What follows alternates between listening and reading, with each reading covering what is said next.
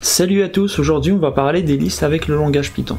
Alors une liste c'est simplement un type de données qui va nous offrir la possibilité de stocker plusieurs valeurs à l'intérieur d'une seule variable. Alors vous voyez qu'à ce niveau là je viens de déclarer une liste avec la syntaxe décroché, donc on va utiliser décroché pour simplement signifier à Python qu'on va déclarer une liste, et à l'intérieur on peut stocker plusieurs valeurs. Ces valeurs là peuvent être des chaînes de caractères, des booléens, des nombres, etc. etc. Et donc ma liste, elle est stockée à l'intérieur de ma variable compétence. Maintenant, si j'ai envie d'afficher, et bien simplement, je fais un print de ma variable compétence. Et hop, j'ai ma liste qui s'affiche au niveau de mon terminal. Si on veut afficher une valeur en particulier, on va utiliser le système d'index. Les listes en Python commencent à 0, puis 1, 2, etc., etc. Et on a aussi la possibilité d'accéder directement au dernier élément en mettant une valeur négative. Donc, -1, -2, -3, etc., etc. Donc imaginons que j'ai envie d'afficher à Python, hop, je vais mettre mes crochets et je vais mettre l'index 0, car Python est situé à l'index 0. Et donc à ce niveau-là, je récupère la valeur Python. Si j'ai envie de récupérer TypeScript, je vais mettre 1, etc., etc.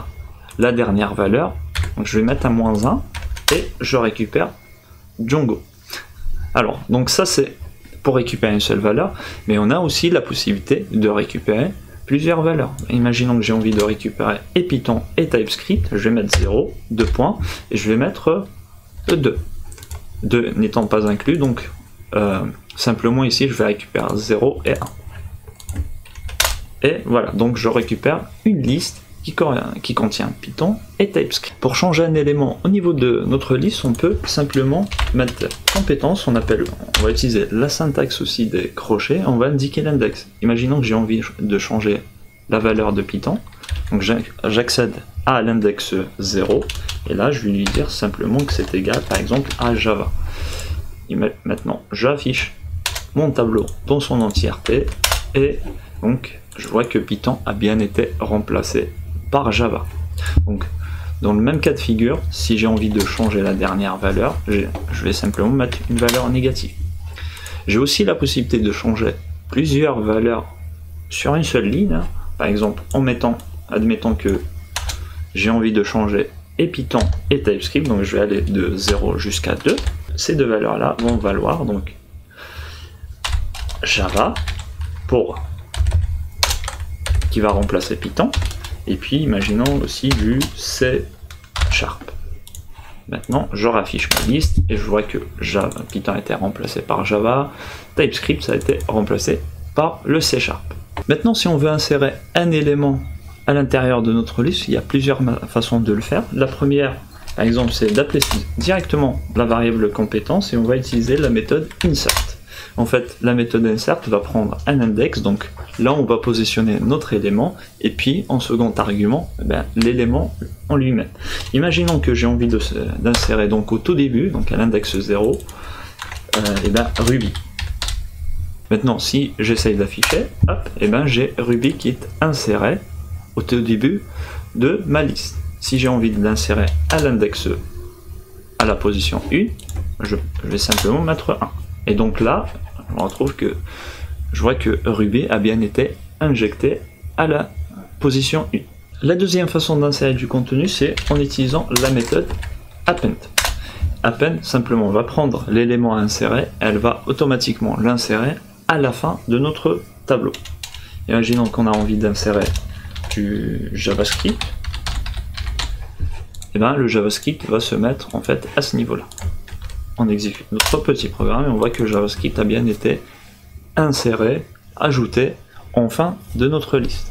On a aussi la possibilité d'étendre notre liste, par exemple avec une autre liste. Imaginons que j'ai une autre liste que je vais appeler compétence 2, donc ça va valoir simplement C++ et puis Flask. Maintenant si j'ai envie d'étendre ma première liste avec cette seconde liste, simplement j'appelle la méthode extend et je lui passe donc ma deuxième liste, compétence 2. Maintenant j'affiche le contenu et on voit que ma deuxième liste a bien été injectée tout à la fin de ma première liste. Alors Tout comme pour insérer des éléments, on a aussi la possibilité de retirer des éléments à l'intérieur de notre liste. Donc aussi plusieurs façons de faire. Donc, la première par exemple c'est de simplement d'appeler compétences et on a accès donc à la méthode remove. Et la méthode remove va prendre la valeur à retirer au niveau de notre liste. Imaginons qu'on a envie de supprimer node, et ben, on va mettre node à ce niveau-là. Ici on réexécute notre programme. Donc là on se retrouve avec notre liste et l'élément node a bien été supprimé. Donc à ce niveau-là il faut faire attention à la typo et à la case.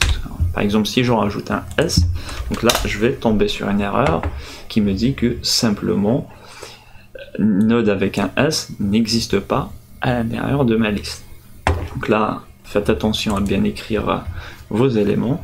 Ici par exemple, vous n'êtes pas sur des éléments qui sont à l'intérieur de votre liste.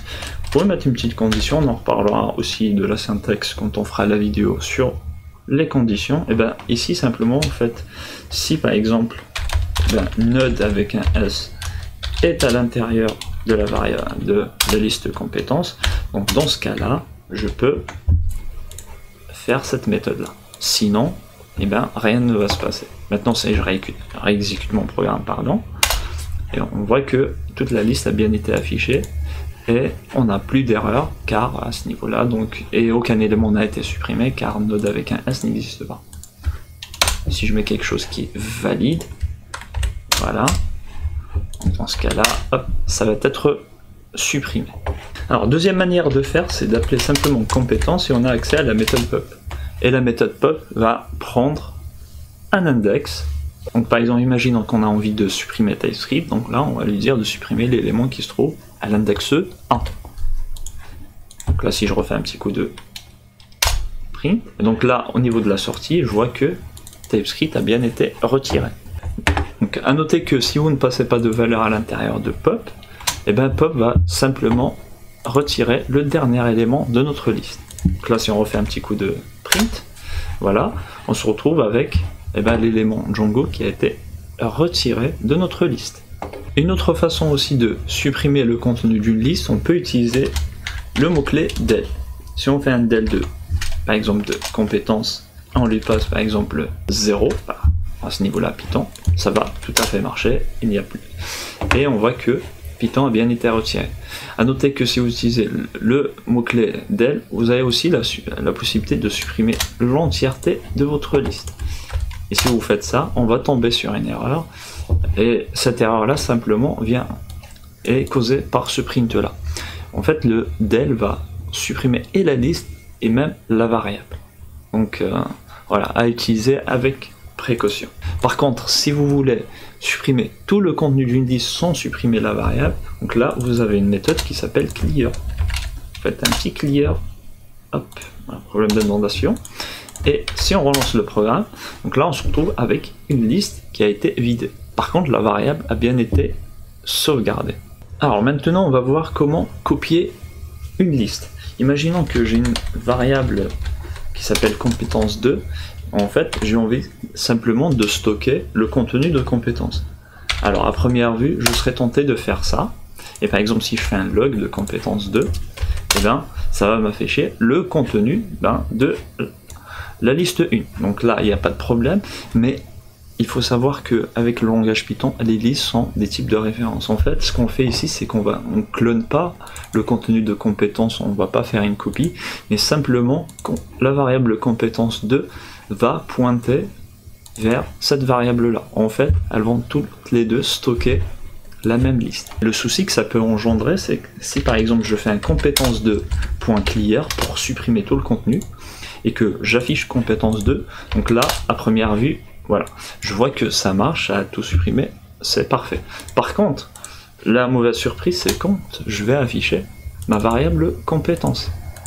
Et donc là, je me retrouve avec compétence qui a perdu tout le contenu qu'il y avait. Donc, faire attention avec ça. Si vous voulez vraiment faire une copie, non pas faire une référence à une variable, et à une autre liste, pardon. Et là, simplement, vous faites vous avez la méthode copie, vous appliquez, et donc dans ce cas de figure là, vous voyez qu'on garde le clear sur compétence 2, on supprime tout ce qu'il y a. Par contre, sur compétence, si je réexécute mon programme, je vois que eh ben, le contenu de ma variable compétence n'a pas été touché. Donc si vous voulez copier une liste, utilisez donc la méthode copy. Alors maintenant on va voir comment créer les listes en Python. Ici j'appelle compétence et j'ai accès à la méthode sort. Et en fait la méthode sort va trier de manière alphanumérique ma liste. Imaginons que j'ai simplement des chaînes de caractères, donc ça va les trier par ordre alphabétique.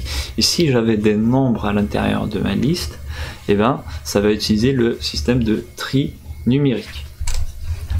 Donc dans ce cas de figure là, hop, je relance et je vois que ça a bien été trié de manière ascendante. Donc on commence par la lettre D, etc., etc. On finit par la lettre qui est la plus éloignée dans l'alphabet. Alors on a aussi la possibilité de changer ce comportement en mettant le paramètre donc reverse et on va lui spécifier un booléen, donc true.